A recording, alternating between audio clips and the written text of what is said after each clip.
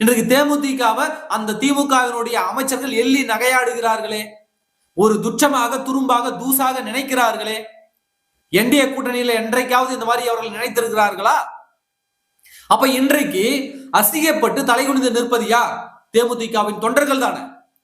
அப்ப கேப்டனுடைய தொண்டர்களை இப்படி தலைகுனைய விடலாமா அந்நியார் அவர்கள்? இன்னைக்கு எதிர்த்து அடிச்சிருக்கணுமா இல்லையா திமுகவை? நீ யாரா எங்களை சின்ன கட்சின்னு சொல்றதுக்கு?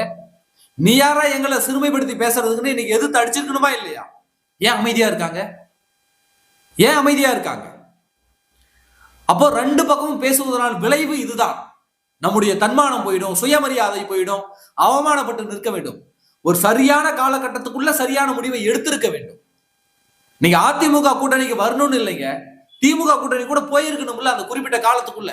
அது போகாததால் தானே இப்ப ரெண்டு பக்கமும் இடி வாங்கிட்டு, ரெண்டு பக்கமும் பேச்சு வாங்கிட்டு இன்றைக்கு தேமுதிக தொண்டர்கள் தனி குடிஞ்சு நிற்கிறாங்க. இந்த நிலைக்கு ஆளாக்கலாமா என்றுதான் நாங்கள் கேட்கிறோம். ஒரு காலத்தில் தமிழ்நாட்டினுடைய எதிர்கட்சி பொறுப்புல இருந்தது தேமுதிக. இன்றைக்கு அதனுடைய நிலைமை என்ன? அப்ப அரசியலை பொறுத்த வரைக்கும் சரியான நேரத்துல சரியான முடிவுகளை எடுத்தாக வேண்டும். அப்படி எடுக்காத பட்சத்தில் இப்படிதான் தன்னுடைய சுயத்தை இழந்து நிற்க வேண்டிய ஒரு கதி வரும். இந்த பக்கம் அதிமுக கௌரவமான இடங்களை கொடுப்பதற்கு உங்களுக்கு தயாராக இருந்தது.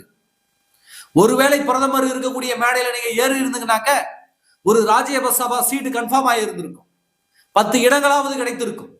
இன்றைக்கு அதவையும் விட்டுட்டு இன்னைக்கு அரசனை நம்பி புருஷனை கைவிட்ட கதையா மாறிடுச்சா?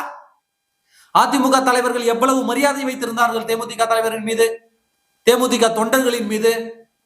தமிழ்நாட்டில் எந்த ஒரு அரசியல் கட்சியும் கொடுக்காத உத்தரவாதத்தை வெளிப்படையாக அறிவிச்சாங்களா இல்லையா? 2026 நாங்க உங்களுக்கு ராஜ்யசபா சீட்டு கண்டிப்பா தரங்க சொல்லிட்டு வெளிப்படையாக அபிஷியல் லெட்டர் பேட்ல அறிவிச்சாங்க. இதை எந்த கட்சியும் செய்திருக்காது.